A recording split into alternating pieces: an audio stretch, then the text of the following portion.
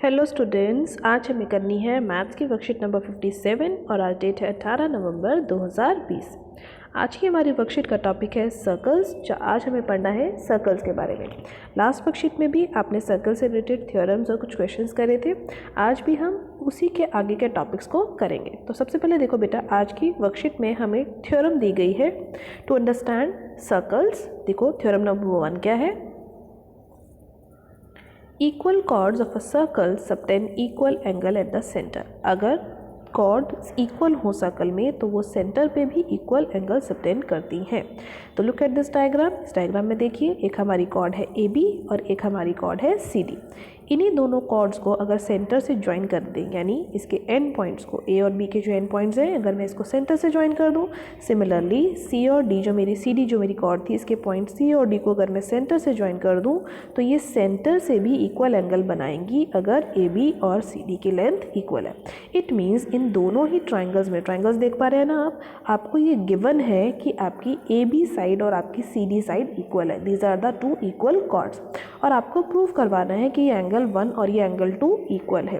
तो कैसे करवा सकते हैं? देखो बहुत सिंपल सी थ्योरम है। हम गिवन लिखेंगे that a circle with centre O is given in which AB and CD are two equal chords.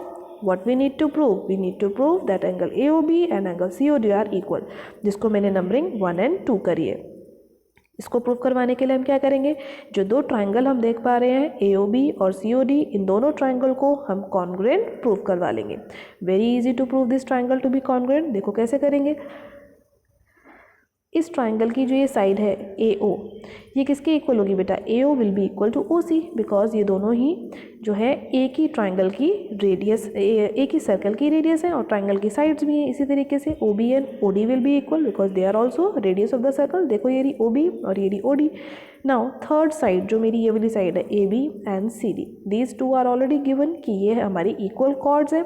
तो तीनों ट्राइंगल की साइड इक्वल हो गई आपस में। तो triangle AOB will be congruent to triangle COD by which congruency criteria? By SSS congruency criteria. And what we get? Angle AOB is equal to angle COD by the CPCT parts. It means congruent part of congruent corresponding part of congruent triangle will be equal. Now इसी theorem के लिए बेटा आपसे बोला गया है that converse of the above theorem is also true। इसका क्या मतलब है? इसका मतलब है कि अगर दो कॉर्ड्स आपको गिवन है जो सेंटर पर इक्वल एंगल बना रही है, इट मीन्स अब की बार अगर मुझे पता हो कि ये दोनों एंगल इक्वल है तो मेरी दोनों कॉर्ड्स भी कैसी होंगी? इक्वल होंगी। सो देखो यही स्टेटमेंट लिखी हुई है, if the angle subtended by the chords of a circle at the centre are equal then the chords are also equal. It means अब की बार मुझे एंगल पहले से इक्वल गिवन होगा और मैं ये कंक्लूड कर सकती हूँ, मैं ये बता सकती हूँ अगर एंगल पहले से इक्वल है कि मेरी जो AB और CD कॉर्ड्स हैं वो भी इक्वल होंगी। इसके बाद हम स्टार्ट करते हैं थ्योरम नंबर 2। नेक्स्ट थ्योरम देखिए बेटा, थ्योरम नंबर 2 में क्या बोला गया है that the perpendicular drawn from the centre of a circle to the chord bisect the chord. अगर एक हमारी कॉर्ड है AB, this is the chord of a circle AB, ठीक है बेटा, ये था सेंटर इसका O। अगर सेंटर से इस कॉर्ड के ऊपर कोई परपेंडिकुलर ड्रॉ किया जाए, इट मीन्स 90 डिग्री का कोई एंगल ड्रॉ किया जाए, तो वो क्या करेगा? इस कॉर्ड को इक्वल पार्ट्स में डिवाइड कर देगा। यानी this AM part will be equal to MB part. It will bisect the chord, का मतलब 2 इक्वल पार्ट्स में डिवाइड कर देगा। इट मीन्स हमारी जो एंगल OMA और OMB अगर 90 डिग्री हो जाए, so what we can say AM is equal to MB is equal are equal. It means 2 equal part में ये डिवाइड हो गई। अब इस थ्योरम का कन्वर्स पार्ट भी इक्वल है। बेटा ये जितनी थ्योरम्स आज हम कर रहे हैं ये हमें क्वेश्चंस को सॉल्व करने में बहुत हेल्प करेंगी, तो ये थ्योरम्स आपको बिल्कुल अच्छे से याद कर लेनी है। नेक्स्ट देखो इसके कन्वर्स का क्या मतलब है। कन्वर्स का मतलब है कि मान लिया अब की बार जो हमारी ये कॉर्ड है इसके में ये इक्वल पार्ट्स है ऑलरेडी। इट मीन्स अगर एक कॉर्ड, एक सर्कल है और उस सर्कल में suppose this is the chord AB, this is the centre O और इसमें कोई मिड पॉइंट है M, ठीक है। If M is some mid point, अगर कोई M जो पॉइंट है इस कॉर्ड पे जो मिड पॉइंट है, अगर इसको सेंटर से ज्वाइन कर देंगे तो ये जो एंगल बनेगा this angle will B 90 degree angle. ये हमारी कन्वर्स है। इट मीन्स अगर एक लाइन ड्रॉ की जाए फ्रॉम द सेंटर जो कि कॉर्ड को बाइसेक्ट कर रही है तो वो लाइन क्या होगी? वो लाइन एक परपेंडिकुलर लाइन होगी। इसीलिए देखो यहाँ क्या लिखा है, if AM is equal to MB then our this angle will be equal to 90 degree. तो सेकेंड थ्योरम भी आपको क्लियर हुई। Now let's see theorem number 3. Theorem number 3 में क्या बोला गया है, देखिए बेटा, equal chords of a circle or of congruent circle are equidistant from the center. Now what does it mean? अब देखिए, अगर दो chord equal है, this is called AB, this is called CD, ये दोनों chords equal हैं पहले से, ठीक है। AB is equal to CD, ये हमें ऑलरेडी गिवन है। अब इसका क्या मतलब है, ये कि सेंटर से इक्वल होंगी। इट मीन्स इसके इस सर्कल के सेंटर से अगर कोई परपेंडिकुलर इस कॉर्ड पे और इस कॉर्ड पे भी खींचा जाए, ठीक है बेटा, तो ये दोनों ही कॉर्ड्स पे जो ये परपेंडिकुलर खींचा गया है इक्वल कॉर्ड्स पे अलग अलग, तो ये दोनों भी आपस में इक्वल होंगे, इसका मतलब यही है। So this statement is equal chords are equidistant from the centre. अब इस थ्योरम की भी कन्वर्स पार्ट यानी रिवर्स पार्ट ट्रू होता है, यानी अगर कोई कॉर्ड सेंटर से इक्विडिस्टेंट है तो वो कॉर्ड की लेंथ इक्वल होती है। इट मीन्स अब की बार अगर मुझे ये दोनों साइड इक्वल पहले से दे रखी हैं, OM एंड ON, अगर ये दोनों साइड मुझे पहले से इक्वल दे रखी हैं जो कि सेंटर से कॉर्ड तक का डिस्टेंस है, तो मेरी कॉर्ड्स भी कैसी होंगी, इक्वल होंगी। तो अब तक आपने 3 थ्योरम्स कर ली हैं, तीनों थ्योरम्स की स्टेटमेंट और उनका कन्वर्स आपने बहुत अच्छे से याद रखना है। ये थ्योरम्स को आपने क्वेश्चन में अप्लाई करना है। Now let's apply all these theorem in example number 1। Example number 1 देखिए बेटा क्या है, if two intersecting chords of a circle make equal angle with the diameter passing through their point of intersection then prove that the chords are equal. आपको इस तरीके का एक diagram यहाँ दे रखा है और आपसे क्या बोला जा रहा है, आपको बोला गया है कि AB एंड CD दो कॉर्ड्स हैं। देखिए ये हमारी AB कॉर्ड है, this is our CD chord, ये दोनों कॉर्ड्स हमें दे रखी हैं जो इंटरसेक्टिंग कॉर्ड है, आपस में एक पॉइंट पे इंटरसेक्ट कर रही हैं, that is the point E, आपस में काट रही है ना E पे। और आपसे ये बोला गया है कि P की जो है एक डायमीटर है जो इस E इंटरसेक्टिंग पॉइंट से होकर गुजर रहा है। और आपको ये भी दे रखा है कि angle AEQ, where is angle AEQ, ये वाला एंगल और ये वाला दोनों जो एंगल है ये दोनों इक्वल है। ये सब चीज़ें आपको गिवन है। आपको प्रूफ करवाना है कि जो पूरी कॉर्ड है हमारी AB, ये पूरी कॉर्ड AB की लेंथ जो है हमारी इस पूरी कॉर्ड CD की लेंथ के इक्वल है। तो अभी हमने पढ़ा था कि कॉर्ड्स कब इक्वल होती हैं, अगर उसके सेंटर से उसका डिस्टेंस जो है वो इक्वल हो जाए। तो दिस इज़ द सेंटर, और सेंटर से जो परपेंडिकुलर डिस्टेंस है वो कौन सा डिस्टेंस है, ये OM और ये OL। अगर ये दोनों की लेंथ इक्वल आ जाए हमारे पास किसी तरीके से, तो हमारी कॉर्ड्स इक्वल हो जाएंगी। Now let's start. हमने क्या करा, हमने यही परपेंडिकुलर्स को ड्रॉ करा है। पहले हमने ड्रॉ करा परपेंडिकुलर OL और OM इन कॉर्ड्स के ऊपर। तो सेंटर से जैसे ही परपेंडिकुलर इस कॉर्ड पे बनेगा तो क्या हो जाएगा, इसको बाइसेक्ट तो कर ही देगा। अब इसके साथ साथ देखिए हमें और क्या करना है।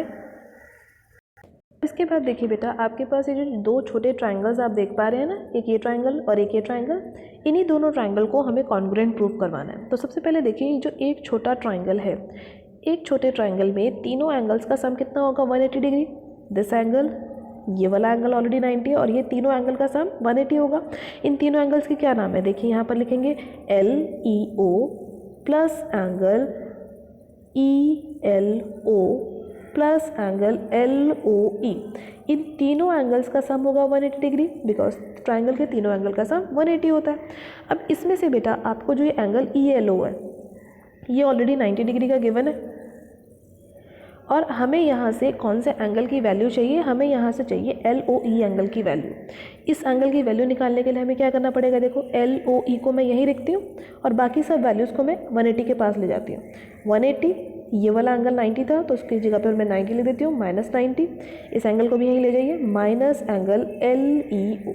तो आपके पास एंगल LOE की क्या वैल्यू आ जाएगी, देखो 90 डिग्री माइनस एंगल LEO। तो देखो यहाँ पर LOE जो मैंने वैल्यू निकाली, यही वैल्यू यहाँ लिखी हुई है, 90 डिग्री माइनस LEO। ये हमने करा इस वाले ट्रायंगल में, ठीक है। अब इसी तरीके से ये जो नीचे वाला ट्रायंगल है, छोटा ट्रायंगल, अगर इसमें से भी आप वैल्यू फाइंड कर लोगे तो आपकी वैल्यू आ जाएगी एंगल MOE की, that will be 90 degree minus angle AEQ, ठीक है बेटा। अब इसके बाद देखो आपको क्वेश्चन में ऑलरेडी दे रखा था कि आपके ये दो एंगल इक्वल है। कौन से angle, angle AEQ and angle DEQ। अब देखिए बेटा जो दो एंगल्स आपने इक्वल करवाए हैं जो पहले से दे रखे थे, अब ये जो LEO एंगल है, डायग्राम में देखिए ध्यान से, LEO ये वाला जो एंगल है ये एंगल AEQ ही तो है। तो इसके देखिए AEQ दोनों में, यानी एक जगह तो LEO लिखा था, दूसरी जगह पे AEQ ही लिखा हुआ है, तो ये दोनों एंगल्स जो है देखिए इक्वल आ जाएंगे आपके पास। अब तो जब ध्यान से हम इसको देख रहे हैं तो हमें ये दो स्टेटमेंट्स मिल गई हैं, that LEO is equal to 90 degree minus LEO और MEO is equal to 90 degree minus MEO। तो डायग्राम में देखो ये है LEO, ये है MEO, ये तो ऑलरेडी इक्वल है क्योंकि AEQ और DEQ ऑलरेडी इक्वल थे। तो यानी ये दोनों एंगल भी इक्वल ही तो आ जाएंगे क्योंकि ये पार्ट तो इक्वल आ गया दोनों का, दोनों में 90 भी इक्वल आ गया। So using these we get LOE is equal to MOE, हमने प्रूव कर दिया। LEO और MEO ऑलरेडी हमें गिवन था इक्वल है, देखिए ध्यान से LEO और MEO ये गिवन था ना, और EO is equal to EO, इन दोनों ट्राइंगल में जो बीच वाली साइड है ये दोनों में कॉमन है, तो हमारे जो दोनों ट्राइंगल्स हैं वो कॉन्ग्रुएंट हो जाएंगे। Bye which congruency? AS से दो एंगल्स थे और उनके बीच का एंगल, देखिए ये दोनों एंगल इक्वल है, this angle and this angle दोनों ट्राइंगल में, और ये बीच की साइड कॉमन है। सो एंगल साइड एंगल से दोनों ट्राइंगल कॉन्ग्रुएंट हो गए और हमारी OL will be equal to OM जो कि CPCT से इक्वल आ गई। Now this is the centre distance जो हमने थ्योरम पढ़ी थी, that chords equidistance from centre will be equal in length. तो अगर कॉर्ड सेंटर से इक्वल आ गई तो हमारी कॉर्ड की भी लेंथ भी इक्वल हो जाएगी, that is AB is equal to CD। यही हमें प्रूव करवाना था इस क्वेश्चन में। Now we will start try yourself questions. हाँ बेटा ट्राई दिस का क्वेश्चन नंबर 1 देखिए क्या बोला हुआ है, that if two chords of a circle intersect within the circle then prove that the segment of one chord is equal to the corresponding segment of the other chord. तो यहाँ पर बेटा हमें बोला गया है कि दो कॉर्ड्स हैं जो इंटरसेक्ट करती हैं आपस में, सपोज दिस पॉइंट X पे, और हमें बताना है कि ये दोनों जब इंटरसेक्ट करेंगी तो इसके कॉरस्पॉन्डिंग सेगमेंट भी इक्वल हो जाएंगे और कॉर्ड जो है वो पहले से इक्वल है। तो हम लिखेंगे गिवन में क्या, that two chords are there AB and CD and they are equal chords intersecting at X। AB and CD equal दे रखी है, हमें प्रूव करवाना है कि इसके कॉरस्पॉन्डिंग सेगमेंट्स जो हैं वो इक्वल होंगे। इट मीन्स जब ये कट हो रही है X पे तो इसका ये AX वाला पार्ट इस DX वाले पार्ट के इक्वल होगा और ये CX वाला पार्ट इस BX वाले पार्ट के इक्वल होगा। ये हमें प्रूफ करवाना है। देख पा रहे हैं आप, AX जो है DX के इक्वल करवाना है और CX को BX के इक्वल आपको प्रूफ कराना है। This is the corresponding segments जिसे हमें इक्वल करवाना है। अब देखिए आगे हम क्या लिखेंगे, प्रूफ कैसे स्टार्ट करते हैं हम इसका प्रूफ सॉल्व करवाने के लिए बेटा हमें क्या करना होगा, आप ये दो ट्राइंगल्स देख पा रहे हैं ना, जो यहाँ पे शेडेड ट्राइंगल्स आपको दिख रहे हैं, इन दोनों ट्राइंगल्स पे हमें वर्क करना है। तो सबसे पहले देखो हमने क्या करा, हमने ड्रॉ करा एक OM परपेंडिकुलर AB पे और एक ON परपेंडिकुलर CD पे। तो देखो यहाँ पर OM जो है मैंने AB कॉर्ड पे ड्रॉ करा और ON जो है मैंने CD कॉर्ड पे ड्रॉ करा। जैसे ही ये परपेंडिकुलर ड्रॉ करे तो आपको थ्योरम याद आ गई होगी, that perpendicular drawn from the centre to a circle bisects the chord. तो जैसे ही हमने ये ड्रॉ करे हमारे पास क्या आ गया, AM और ये जो MB वाला पार्ट है ये इक्वल आ गया, दोनों इक्वल हो गए। और क्योंकि दोनों इक्वल आ गए तो ये जो AM और BM जो दोनों छोटे छोटे पार्ट है, ये पूरी जो मेरी कॉर्ड है AB इसका हाफ हो जाएगा, यानी AB का अगर मैं हाफ कर दूँ पूरी AB का तो मुझे किसके इक्वल मिलेगा, AM के, या फिर मेरे को BM के इक्वल मिल जाएगा।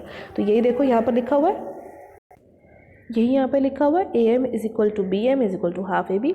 सिमिलरली दूसरे साइड पे भी ऐसे हो जाएगा, DN और CN दोनों इक्वल हो जाएंगे और दोनों हाफ ऑफ CD हो जाएंगे ना। ऑलरेडी हमें पता था कि पूरी जो कॉर्ड है मेरी AB और CD ये इक्वल है, क्वेश्चन में गिवन था कि two equal chords are there. तो AB और CD दोनों साइड पे अगर मैं हाफ से मल्टीप्लाई कर दूं तो क्या मिल जाएगा मुझे, AN एंड DN इक्वल मिल जाएगा। इसी तरीके से BM और CN भी इक्वल मिल जाएगा क्योंकि हाफ AB किसके इक्वल था, BM और AM दोनों के।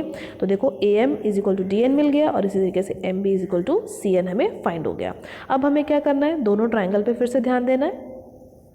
देखिए दोनों ट्राइंगल OMX और ONX दोनों ट्राइंगल्स देख पा रहे हैं ना, इसमें हमें एंगल ऑलरेडी दोनों इक्वल गिवन है, OMX और ONX क्योंकि दोनों 90 हैं, OX साइड कॉमन है। और तीसरी हमें क्या मिल गई, OM is equal to ON भी हमें इक्वल मिल गई क्योंकि कॉर्ड्स इक्वल थी। आपको पता था AB and CD are equal chords, तो equal chord are equidistance from the centre आपने पढ़ा था।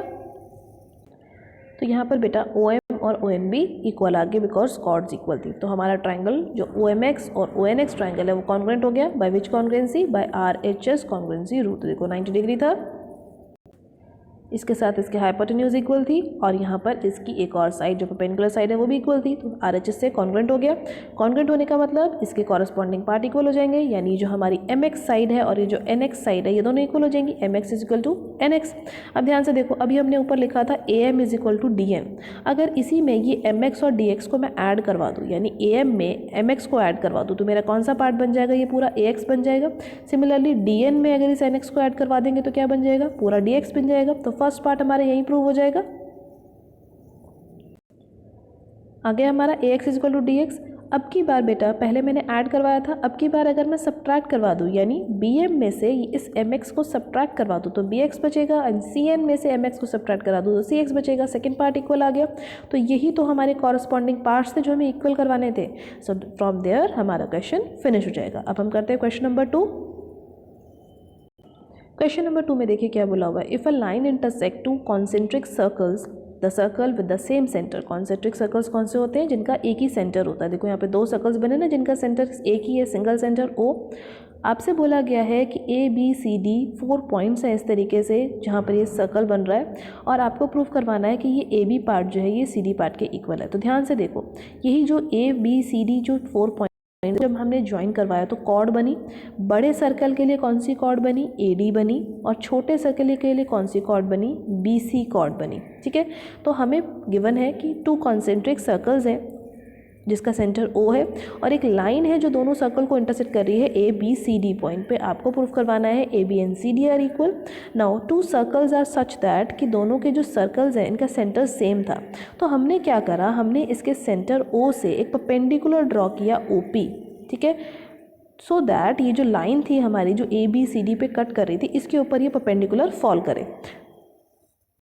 अब जब ये इस पर फॉल करेगा बेटा तो सर्कल C1 यानी जो सर्कल पहला सर्कल था, अब उसमें देखिए OP जो है परपेंडिकुलर बनेगी इस लाइन BC पे, जो छोटा वाला सर्कल है C1। तो जब ये परपेंडिकुलर आ जाएगा, जब भी सेंटर से परपेंडिकुलर ड्रॉ किया जाता है कॉर्ड पे, तो वो कॉर्ड को क्या कर देता है? बाइसेक्ट कर देता है। आपने थ्योरम पढ़ी थी ना। So it means BP and CP will be equal. देखो ध्यान से, ये BP पार्ट और ये CP पार्ट इक्वल हो जाएगा, और यही परपेंडिकुलर अगर बड़ी वाली कॉर्ड पे काम करेगा तो ये बड़े वाले पार्ट्स इक्वल हो जाएंगे, यानी AP and DP will be equal because perpendicular drawn from the centre bisect the chord. Perpendicular एक ही है और कॉर्ड भी एक ही है, एक बार छोटी सी पार्ट है उस कॉर्ड का और एक बार उसी का थोड़ा बड़ा पार्ट है। तो हमारे पास आ गया BP is equal to CP and AP is equal to DP। ये 2 पार्ट्स हमें मिल गए। अब अगर इन्हीं दोनों पार्ट्स को हम सब्ट्रैक्ट करवा दें, यानी AP में से BP को सब्ट्रैक्ट करा दें, लेफ्ट हैंड साइड में से लेफ्ट हैंड साइड को सब्ट्रैक्ट कराएं, राइट हैंड साइड में से राइट हैंड साइड को सब्ट्रैक्ट करवाएं। देखो AP में से BP सब्ट्रैक्ट हुआ और DP में से इस CP को सब्ट्रैक्ट किया। तो डायग्राम में देखो, इस AP में से ये BP पार्ट अगर मैं हटा दूँ तो मुझे क्या मिलेगा? AB पार्ट मिलेगा।